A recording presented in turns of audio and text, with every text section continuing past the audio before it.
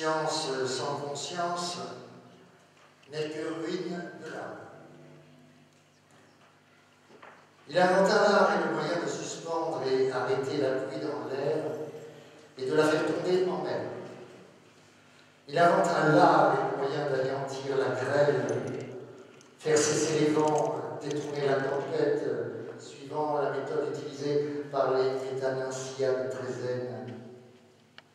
Il inventa l'art et le moyen de bombarder et de démolir forteresses et châteaux avec des engins, machines de guerre, béliers, balistes, catapultes, dont il montra le dessin fort mal compris des ingénieurs du génie.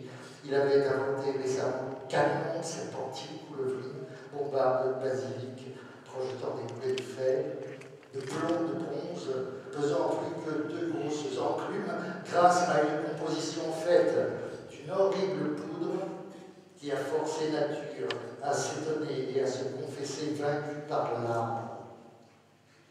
Car elle a en mépris l'usage des oxydraces qui, à force de poudre, tonnerre, grêle, éclair, tempête, vainquaient et faisaient mourir subitement leurs ennemis en plein champ de bataille. En effet, un coup de basilic est plus horrible, plus épouvantable, plus diabolique, et blesse, casse, rompt et tue plus de gens, frappe plus les sens des humains, démolit plus de murailles que ne le ferait 100 coups de tonnerre. Car livre, chapitre 61. Dans ce passage, il, en l'occurrence, c'est Messire Gaster, un maître ingénieur qui est prêt à tout pour son ventre, pour ses appétits, tout pour la tripe. Il est prêt à assécher les mers et à raser toutes les montagnes. Que signifie au fond « science sans conscience n'est que ruine de l'âme » ? Cela signifie que le savoir doit être attentif à ses propres usages et à ses propres conséquences, faute de quoi l'humanité pourrait s'effondrer. Rabelais est en avance sur un Descartes qui, le siècle suivant, préconisera, à tort ou à raison, de nous rendre, je cite, comme maîtres et possesseurs de la nature. Rabelais, c'est donc, au XVIe siècle, une écologie humaniste avant la lettre qui dénonce les méfaits de la technique sur la nature, la campagne, sur les relations entre les hommes et sur les œuvres humaines. Rabelais relève l'inconscience, voire l'inconséquence de tout homme complice de cette tragédie. Et c'est aussi en ce sens que le groupe Midnight Oil, groupe australien, 450 ans après Rabelais, après la parution du quart livre, chantera « How can we dance when our earth is turning? How can we sleep while our beds are burning? » Comment pouvons-nous danser quand notre planète est en train de tourner? Comment pouvons-nous dormir quand nos lits sont en flammes? Et tout comme Rabelais, Peter Garrett, le leader du groupe Midnight Oil, nous met en garde. Une dette sera à payer. Pay the rent. Garrett, c'est la rockstar écologiste, et dans le milieu, on l'appelle le géant vert. Il mesure 1,95 m. Normal donc de le trouver auprès des géants de Rabelais, auprès du géant Pantagruel, dans sa lutte contre les excès de la science et de la technique. Et donc, il y a un constat commun entre le XVIe siècle et le XXe siècle. Ce n'est plus la nature ou la mère nature qui protège l'homme, ce sera à l'homme de protéger la nature. En attendant, comment pouvons-nous dormir quand nos lits sont en flammes ?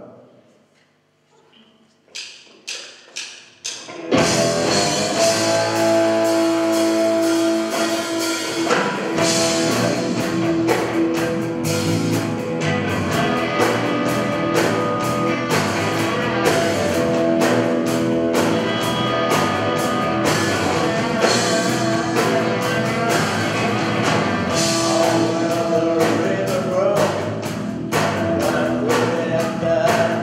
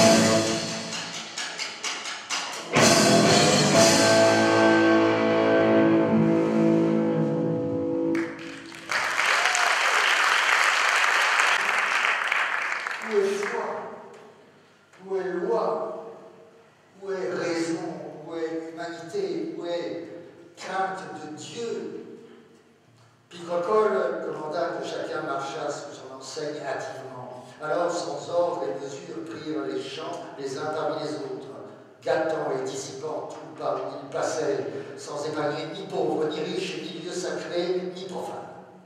Emmenaient bœufs, vaches, taureaux, veaux, génisses, brebis, moutons, chèvres et boucs, poules, chapons, poulets, oiseaux, jaguars, porcs, truies, gorilles, abattant les mois, vendangeant les vignes, emportant les cèdres, croulant tous les fruits des arbres. C'était un désordre incomparable de ce qu'ils faisaient, et ne trouvèrent personne qui leur résistât, mais un chacun se mettait à leur merci, les suppliant être traités plus humainement, en considération de ce qu'ils avaient de tout temps été bons et amiables voisins, et que jamais envers eux ne commirent excès ni outrage, pour ainsi soudainement être parmi ceux-ci mal vexés, et que Dieu les en punirait de bref. Auxquelles remontrances rien plus ne répondait, sinon qu'il leur voulait apprendre à manger de la foisse. Gargantua, chapitre 26. Picrocole signifie étymologiquement huile amère. C'est un celtique qui a des maux gastriques qui le rendent maussade et violent. Il tente d'envahir les terres de Grandbousier, mais très vite c'est un autre projet qu'il a en tête, beaucoup plus mégalomane. Il veut conquérir le monde entier. Et à travers Picrocole, Rabelais dénonce notamment Charles Quint, ses invasions militaires, ses conquêtes des territoires, des personnes et des richesses qui ne sont pas les siennes. Et ce, au mépris du droit, où est loi, au mépris de la morale, où est raison, au mépris du respect de la dignité de l'autre, où est humanité, au mépris aussi d'une crainte de Dieu qui, normalement, devrait forcer l'humilité. Rabelais, c'est donc l'humanisme contre l'obscurantisme. Rabelais, c'est aussi l'époque des voyages d'exploration, devrait-on dire des voyages d'extermination, la traversée de l'océan vers le Nouveau Monde. L'époque des expéditions des tueurs, comme Cortés, connu pour avoir assassiné les Aztèques et les Mexicains pour le compte de Charles Quint. À partir de l'arrivée des Espagnols au Mexique, en un demi-siècle, 22 millions d'Indiens sont exterminés. Cortés, c'est aussi l'homme à abattre pour le rock. Cortés the Killer, Cortés le meurtrier, le tueur, chantera Neil Young. Et Noir Désir aussi. Pourrir à l'ombre, Cortés de l'Amérique vendue. Phrase que l'on retrouve dans le titre Tostaki. Le cri de Noir Désir, Tostaki, est la contraction de Todo está aquí. Tout est ici. Ça évoque justement le chaos d'une civilisation qui subit encore les effets aujourd'hui de la colonisation. Tostaki, c'est également le cri mexicain de ralliement du révolutionnaire Zapata. Là encore, plusieurs siècles après les mises en garde de Rabelais.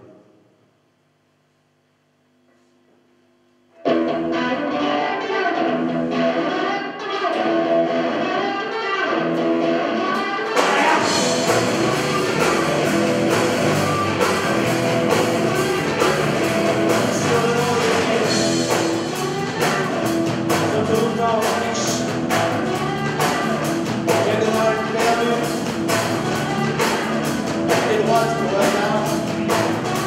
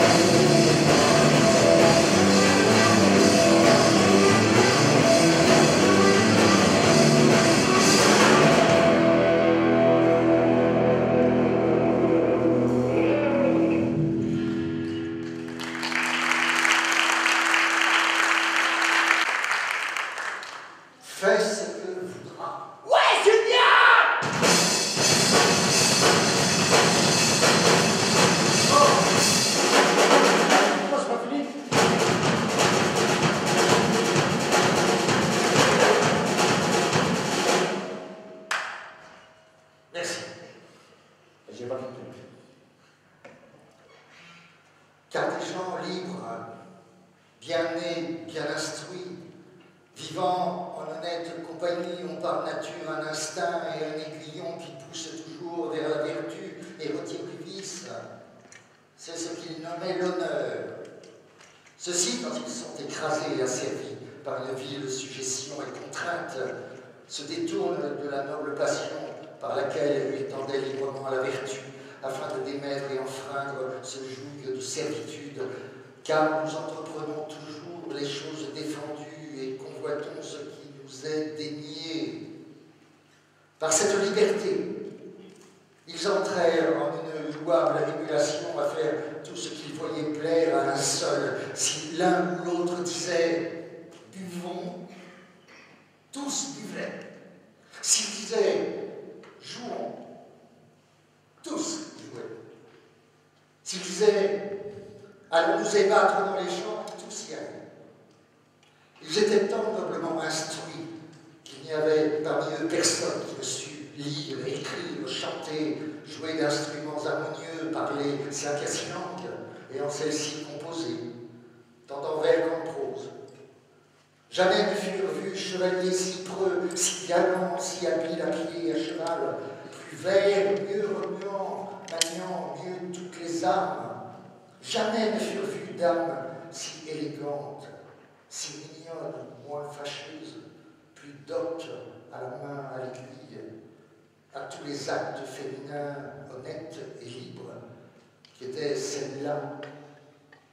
Gargantua, chapitre 57. Fais ce que voudras. Comment, dans les tragédies inhumaines, redevenir humain? Par l'apprentissage de la liberté. Fais ce que voudras. C'est la formule inscrite à l'entrée de l'abbaye de Thélème, qui renvoie donc à la fin du Gargantua. La liberté, mais quelle liberté? Pour rappeler, pas une liberté capricieuse de faire tout et n'importe quoi, mais plutôt une liberté de mener des actions dans les règles intelligentes et assimilées d'une saine collectivité. En effet, les jeunes gens vivent dans cette abbaye, filles et garçons mélangés. Pour eux, la liberté, ça n'est pas un concept abstrait, c'est une sensation. La liberté est un goût. La liberté se mange. Et le groupe rock The Who, groupe aussi connu que les Beatles et les Stones, le groupe chantera, gueulera même dans le morceau I'm Free, Freedom Test of Reality. La liberté a un goût du réel. La liberté se dévore. Et le groupe The Who écrira aussi ce morceau, Old Red Wine, vieux vin rouge, ode à cette liberté qui se boit, elle aussi. La liberté se boit pour se libérer du poids des préjugés, des traditions et des dogmes, aussi pour penser Dieu, croire en Dieu, sans une religion officielle. Les Who chantent en ce sens, Messiahs point to the door and no one had the guts to leave the temple. La fausse parole des Messies est arrivée et personne n'a eu le cran de quitter le temple. Personne, sauf Rabelais. Quitter le temple pour, comme l'écrit Rabelais, s'ébattre dans les champs. C'est là un symbole de liberté que l'humaniste partage avec les Who.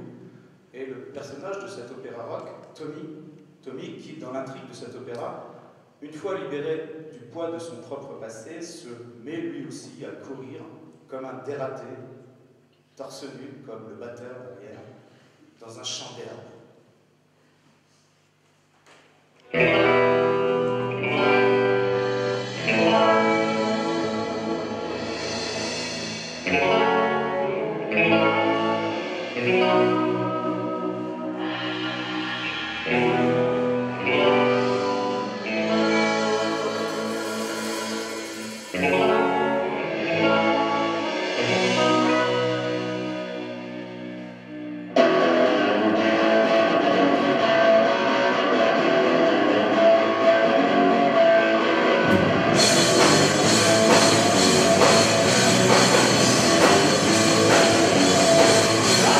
Free!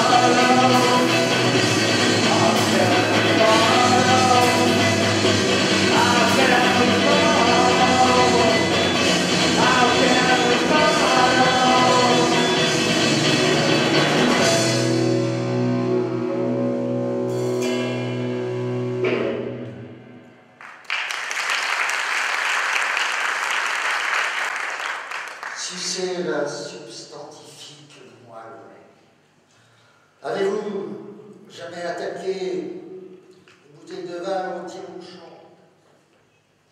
Canaille, nom d'un chien. Souvenez-vous de la contenance que vous aviez. Mais n'avez-vous jamais vu un chien rencontrant quelque os à poil? C'est, comme dit Platon au livre 2 de la République, la bête la plus philosophe du monde.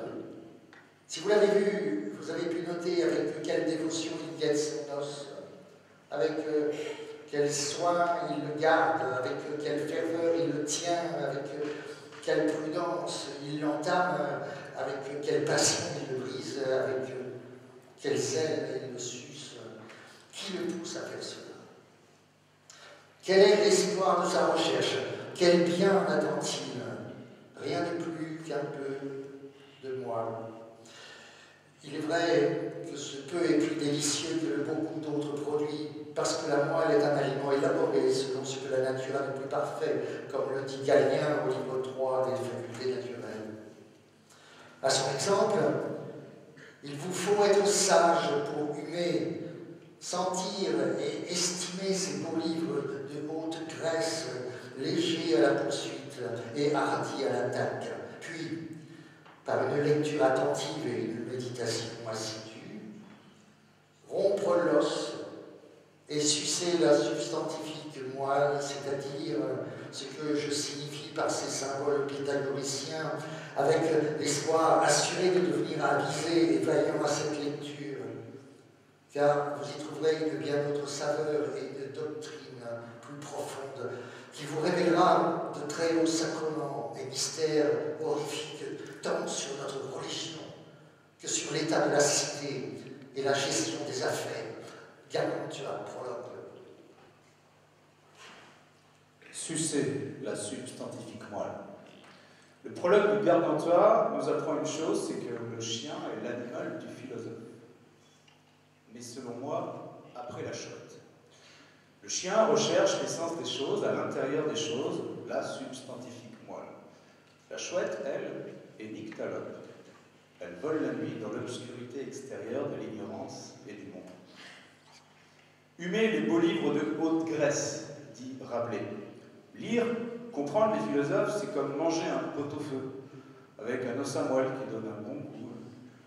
Le philosophe, c'est comme un os. Il y a toujours quelque chose à en tirer. Mais un chien, c'est louche, c'est crade, c'est punk. C'est comme Diogène le cynique, souvent cité par Rabelais. Le Diogène rock d'aujourd'hui, c'est Iggy Pop, le punk roi. Le mot cynique vient du grec kuon, le chien. Le cynisme est une philosophie de chien. Diogène, comme le punk pop Iggy, l'iguane, se fout de tout, et d'abord de lui-même. Il dort dans un tonneau, comme dans une niche, et vautré sur le sol, il mange les restes qu'on lui balance. Un chien, c'est pas très chouette. Mais un chien, ça a la belle vie. Alors c'est peut-être pour cela qu'Iggy Pop chante « I wanna be your dog », je veux être ton chien.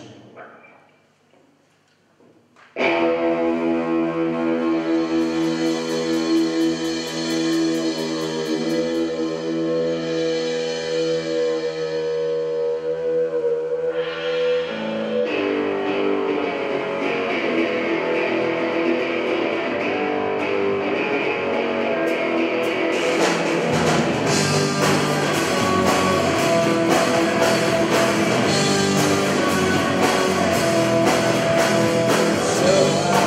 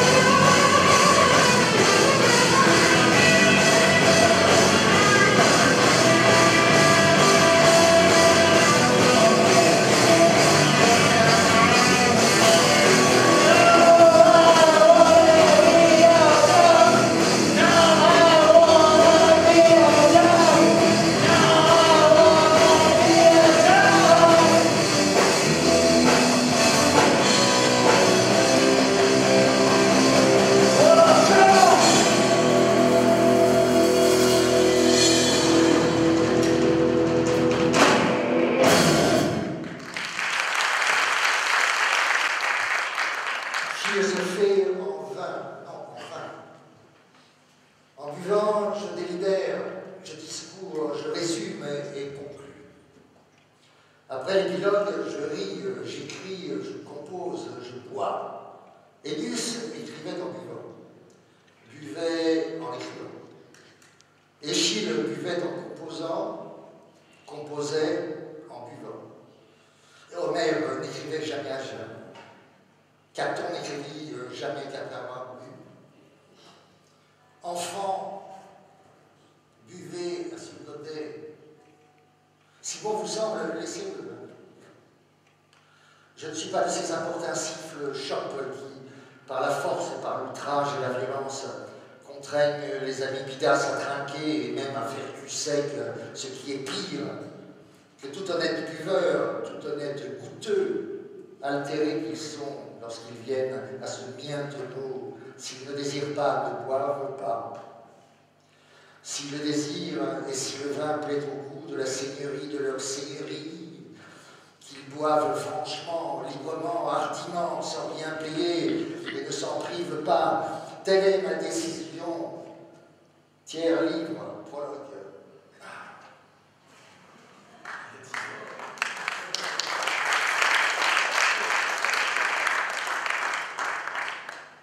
Entre boire et réfléchir, il ne faut pas choisir. Le vin est le moteur de la pensée. On trouve dans ce prologue du tiers livre une éthique de la beuverie, une éthique du boire, avec deux formes d'ivresse. D'abord l'ivresse individuelle du penseur, en vue de l'écriture, et aussi l'ivresse collégiale, festive, en vue de la sociabilité. Et dans la lignée d'Homère et de Rabelais, le philosophe Kant, au XVIIIe siècle, écrira, je cite, « Les beuveries de vin sont gaies, bruyantes et d'une spiritualité prolixe. » Mais parler d'éthique de la beuverie signifie que la beuverie doit se faire avec un certain nombre de règles qui sont dans ce texte au nombre de 4. Première règle, pas d'excès. Et si Rabelais dit qu'il faut boire franchement, cela signifie qu'il faille boire honnêtement. Deuxième règle, pas d'erreur de beuverie. On ne boit pas cul sec, pas de shoot, de shooter de vodka. Il faut prendre le temps de la collégialité. Troisième règle, pas de beuverie forcée. On n'oblige pas quelqu'un à boire. Quatrième règle, pas d'accoutumance. Alors, peut-être que la meilleure manière de ne pas devenir alcoolique, c'est de boire avec mesure. Autre règle, du vin, quand il n'y en a plus, il en faut encore. Dans l'Évangile selon Jean, il est écrit, je cite, « Le vin ayant manqué, la mère de Jésus lui dit, ils n'ont plus de vin. » Quand il n'y en a plus du vin, j'appelle le tavernier. Et comme le dit le groupe Eagles, dans le fameux morceau Hotel California, « So I called up the captain, please bring me my wine. » Alors j'ai appelé le capitaine, « S'il te plaît, apporte mon vin. » Hélas, il a répondu, « We haven't had that spirit here since 1969. » Nous n'avons plus cet alcool depuis 1969. Pas très grave, il restera toujours du pink champagne on ice. The Eagles, un groupe de Californie. La Californie, un nouveau monde du vin. D'ailleurs, il y a même, je crois, des rockstars, des popstars qui ont des vignes en Californie et qui viennent consulter les viticulteurs de crabe. 69 est un excellent millésime pour le Chili. 69, année œnologique. L'hôtel Californie, et en 1999, les Red Hot Chili Peppers pousseront le mot jusqu'à Californication. L'hôtel Californie est une bouteille qu'il faut pénétrer, un esprit, spirit.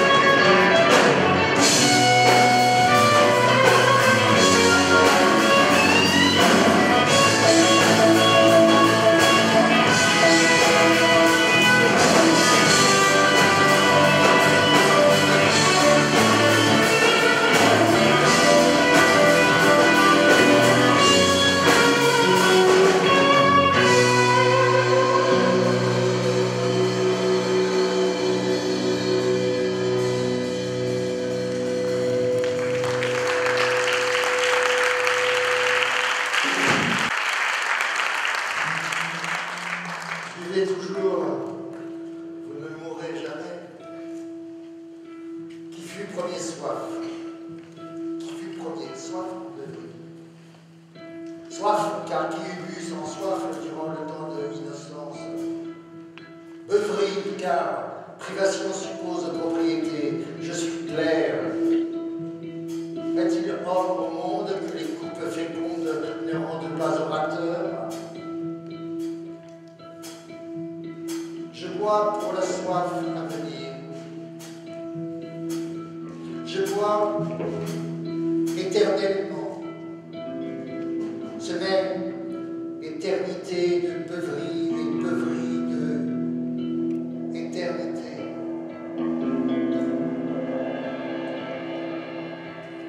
Chantons, buvons un motel.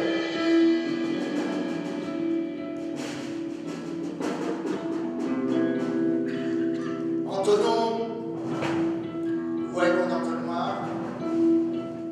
Mouillez-vous pour sécher, ou vous séchez pour mouiller. Je n'entends pas la théorie que de la pratique, je m'aide quelque peu. Hâte. Je mouille, je nage, je bois, et tout de peur de mourir. Buvez toujours, vous ne mourrez jamais. Si je ne bois, je suis à sec, me voilà mort. Mon âme s'enfuira en quelques grenières, en sec jamais l'âme n'habite. Sommelier, ô créateur de nouvelles formes, rendez-moi de noms buvants, buvants. Pérennité d'arrosement, passé nerveux et sec boyau. Si ma couille pissait d'Evrine, la voudriez-vous bien sucer? Quelle différence est entre bouteille et flacon?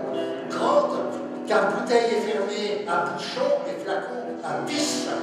Nos pères burent bien et vidèrent les pots. C'est bien chier, chanter, buvant. Gargantua, chapitre 5. Dans ce passage très local du Gargantua, mais propos des biens libres, que signifie au fond cette formule un peu énigmatique? C'est bien chier, chanter, buvons. Cela signifie peut-être que l'on s'est bien exprimé, on a bien chanté, que l'on a bien expulsé, chier, qu'on a fait sa petite catharsis, et qu'il faut reprendre de l'énergie, boire. La vie est ainsi. Le vin est philosophique, il est énergie, moteur de la recherche de la vérité. Mais dans quel cadre? Dans le cadre d'un banquet. Un banquet ici, apparemment populaire, mais dont les propos cachent de vraies vérités métaphysiques. Vérité sur quoi? Par exemple, sur l'immortalité de l'âme.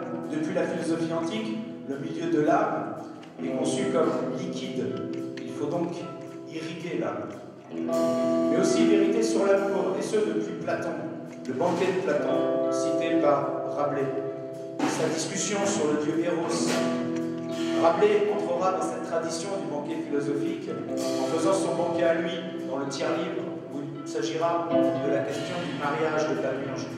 Et plus tard encore, au XIXe siècle, Kierkegaard, philosophe danois, écrira lui aussi son banquet, où il s'agira autour de l'amour, précisément du thème de la femme. Le banquet, un banquet philosophique, c'est le mariage du vin, de la vérité et de l'amour. Dans la filiation artistique de Rabelais, Patti Smith, déesse du rock, prophétesse des mots chier, chanter, Patti Smith, elle crache sur scène. La spécialiste du spoken word, du parler, chanter, de l'image acoustique, Patti Smith donc chante également le banquet et l'amour dans ce morceau Because the Night. Desire is hunger, is a fire I breathe. Love is a banquet in which we feed. Le désir est faim, le feu que je respire. L'amour est un banquet où nous mangeons. C'est le lit symbolique dans lequel les amoureux se serrent les uns contre les autres. Le lit est en feu, là encore, mais pour une autre raison. Un lit qui est comblé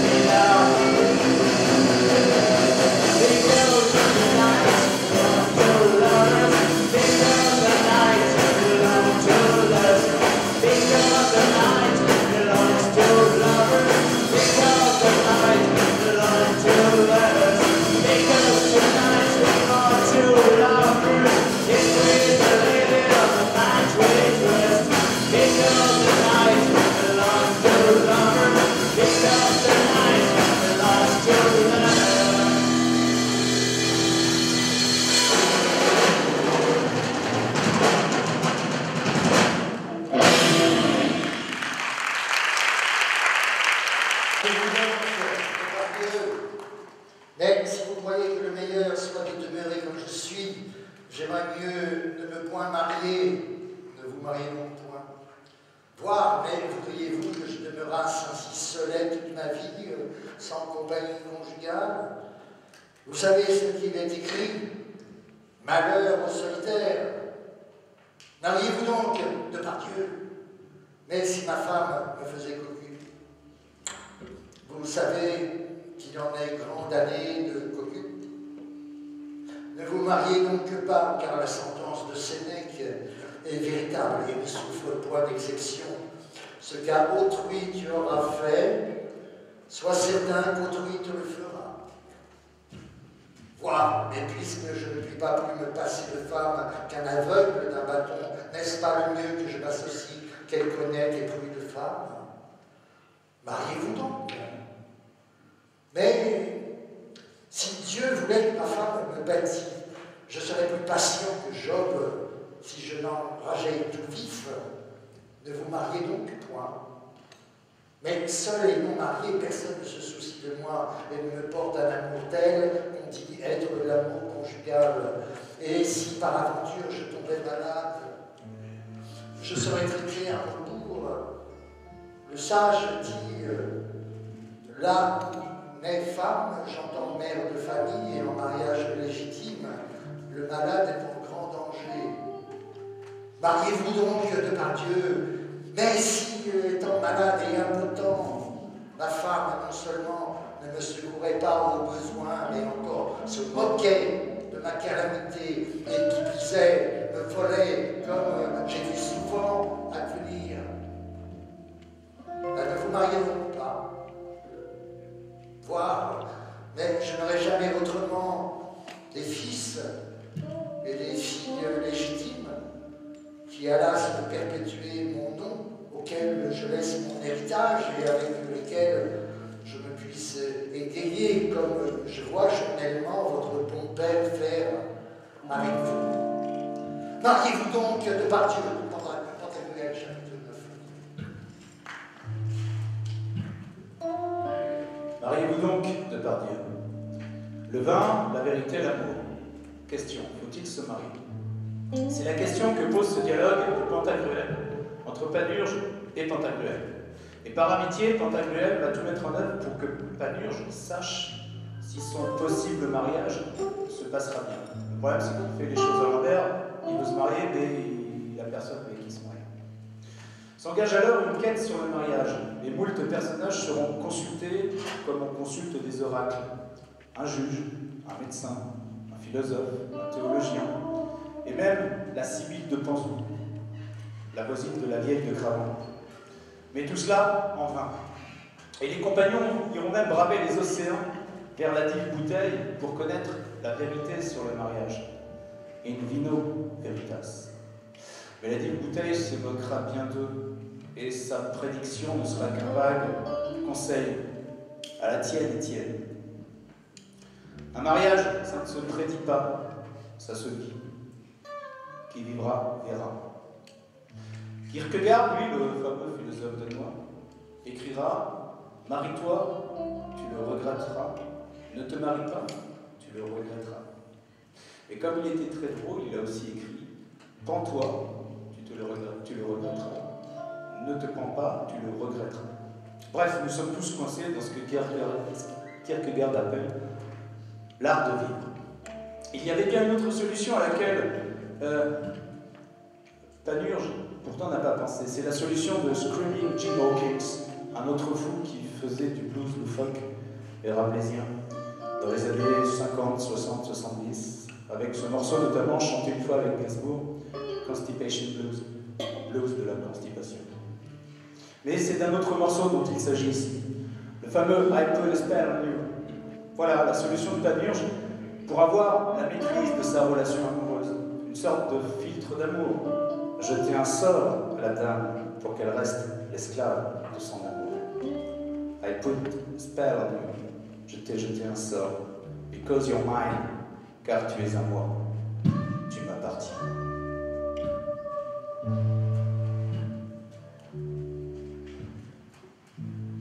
I put a spell on you.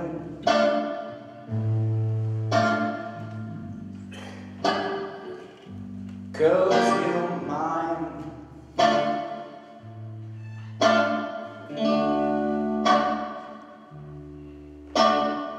You better start ringing too. I tell you, I am lying. I am lying. You know, can't stand it. You're running around. You're better than that. I can't stand it because you put me down. Oh no. I put a spell on you.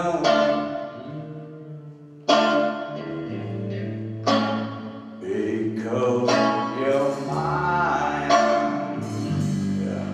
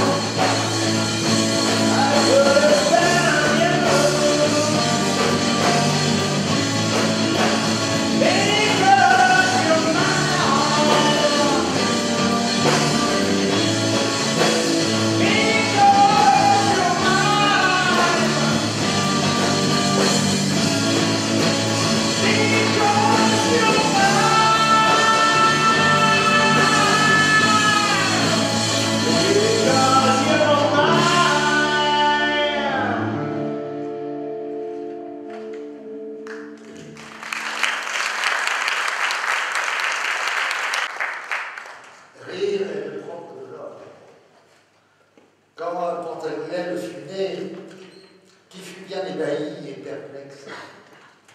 Ce fut Gargantua, son père, car voyant d'un côté sa femme Balbec morte, et de l'autre son fils Pantagruel, né tant beau et tant grand, ne savait que dire ni que faire, et le doute qui troublait son entendement était à savoir s'il devait pleurer pour le deuil de sa femme, ou rire pour la joie de son fils.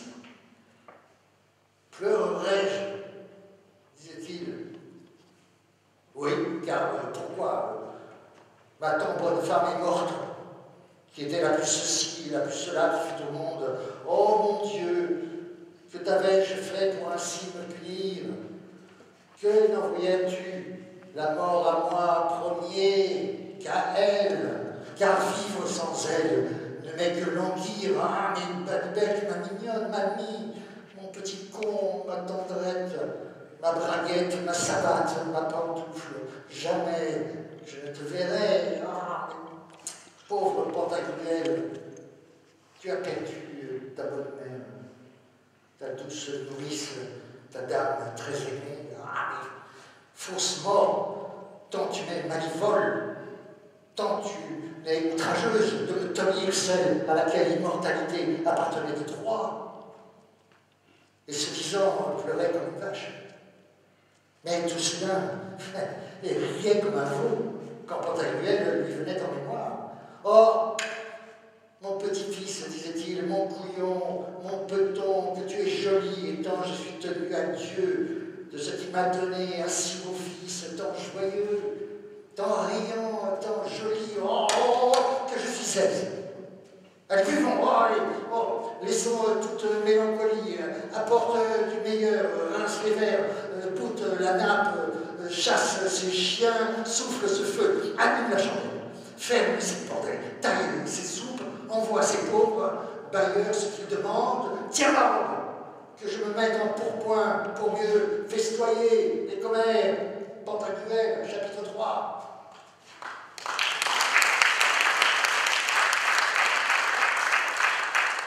Rit des folies du monde ou pleure sur elle. La pire des folies, c'est la mort de l'autre. Cet épisode est celui de la mort de Badbec, la femme de Gargantua, la mère de Pantagruel. Et il traduit toute l'ambivalence de notre nature humaine liée à notre condition humaine. Nous sommes des êtres marqués par la finitude. Faut-il en rire ou en pleurer? Faut-il rire pour ne pas en pleurer? Faut-il en pleurer de rire? Ce que seuls les humains savent faire, et cela nécessite un certain degré de conscience de la mort. Alors il faudrait s'imaginer Gargantua et Steven Tyler, le chanteur d'Aerosmith, ensemble, devant une bouteille de chinon, en train de se dire « I was crying when I meet you, now I'm trying to forget you. Your love is sweet misery. » J'ai pleuré quand je t'ai rencontré, désormais je tente de t'oublier, ton amour est une misère douce. Car, comme le dit Steven Tyler, ce grand philosophe, dans son autobiographie « Est-ce que ce bruit dans ma tête te dérange ?» Tomber amoureux, c'est tomber rageux. Misère douce. Nous sommes toujours et encore avec Rabelais dans l'oxymore de l'existence. Rire est le propre de l'homme, oui. Pleurer aussi.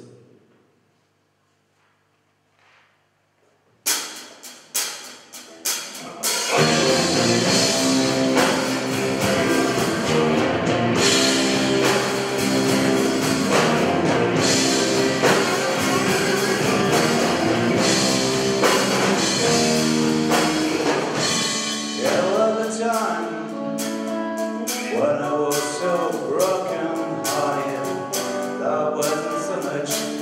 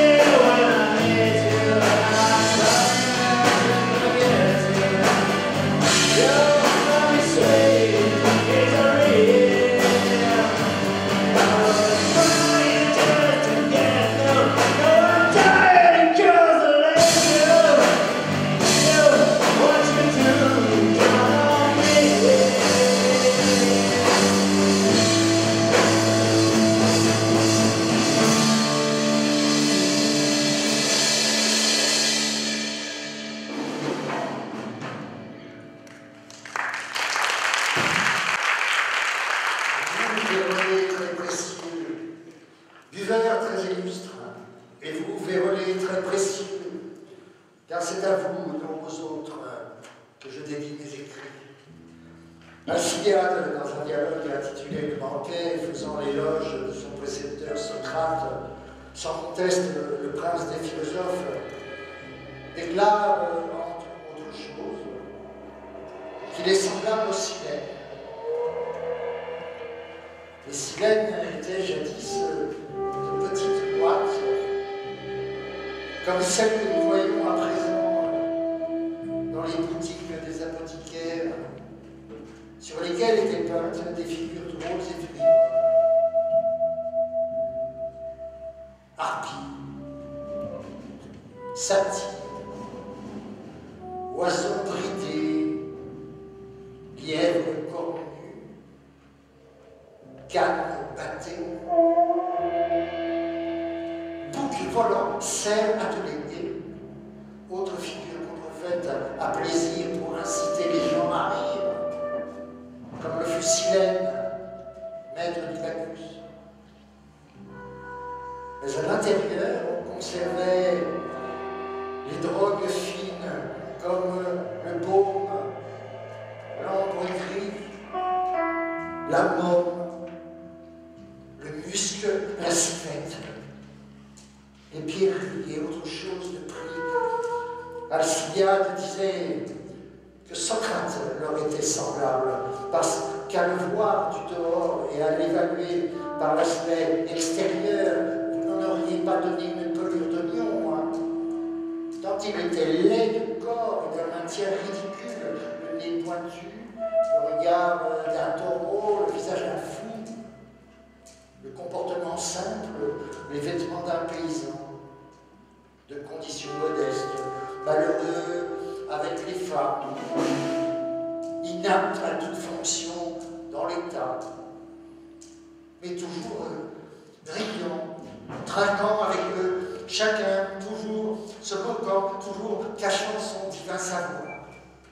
Mais en ouvrant cette boîte, vous y auriez trouvé une céleste et inappréciable drogue, une intelligence plus qu'humaine, une force d'âme merveilleuse, un courage invincible, une sobriété sans égal, une égalité d'âme sans faille, une assurance parfaite, un détachement incroyable à l'égard de tout ce pourquoi les humains veillent, courent, travaillent, naviguent et bataillent. Garde contre toi, prologue.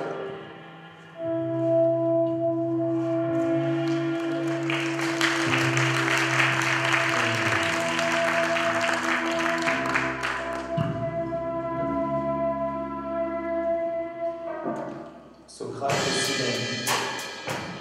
Il n'y a pas de bijou sans un coffret. Un coffret moins beau esthétiquement que le bijou, mais tellement plus attirant. Le coffret, c'est l'attente. Il n'est jamais décevant. Cette image du Silène dans le prologue du Vermandois signifie probablement qu'il n'y a pas d'intelligence sans un corps maladroit. Gainsbourg aussi était un Silène. Il disait « La laideur a ceci de supérieur à la beauté qu'elle ne disparaît pas avec le temps. La beauté cachée des laits.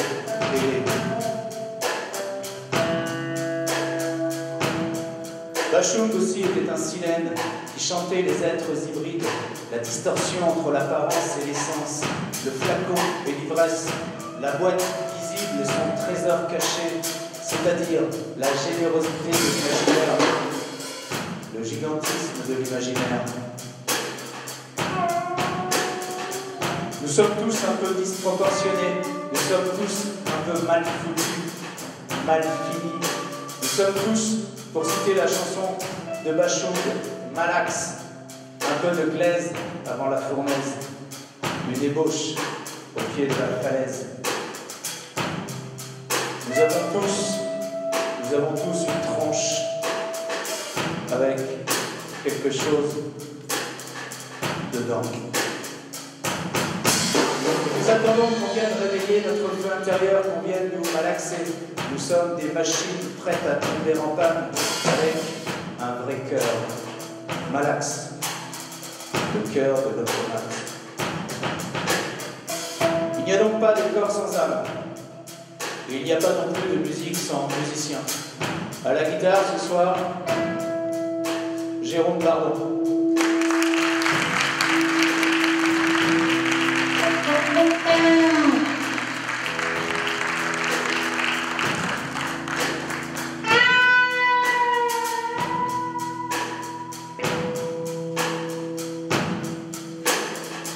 À la batterie, François Gaël Joanneau.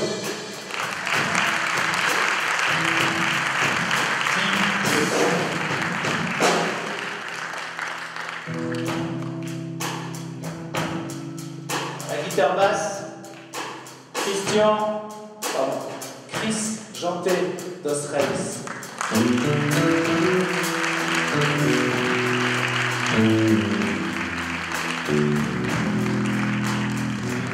Il n'y a pas de livre de Rabelais sans lecteur de Rabelais. À la lecture, Philippe Dujardin.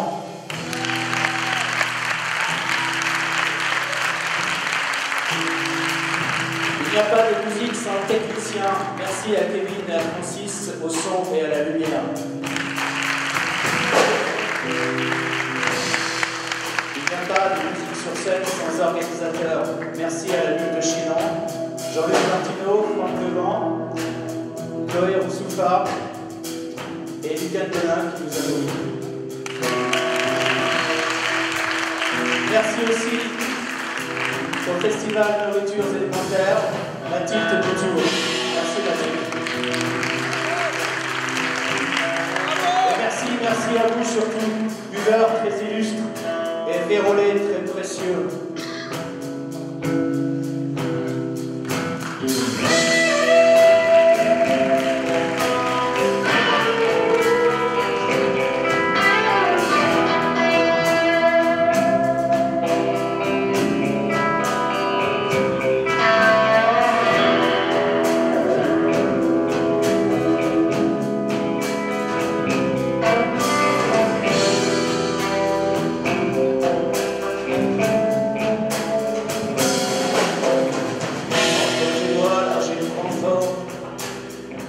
L'homme de demain sera hors norme. Un peu de glaise avant la fournaise qui me descendra. Je vais t'écumer l'ébauche au pied de la falaise. Un extrait de roche sous les bouilles. Un but à broyer des falaises. Malax, cœur de l'automate. Malax, les omoplates. Malax, le thorax. Suis-le-toi, suis-le-moi. On s'est hissé sur un piédestal. Et du haut, je peux, on a vu. Et du haut, nous deux, on a vu.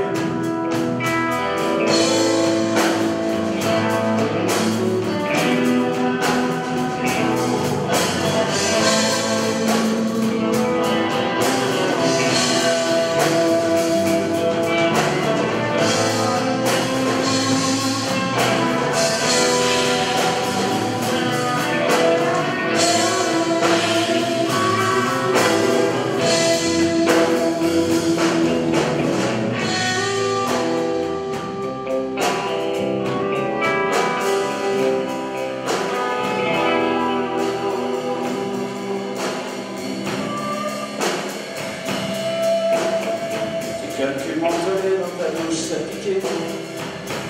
J'ai pas compté, j'ai escompté. Mais une erreur de taille s'est glissée. J'y suis resté. Malax, cœur de l'automate. Malax, malax, et les omoplates. Malax, le thorax. Suis-le-toi, suis-le-moi. C'est sur un piédestal. Et du haut des deux, on a vu. Et du haut des deux, on a vu.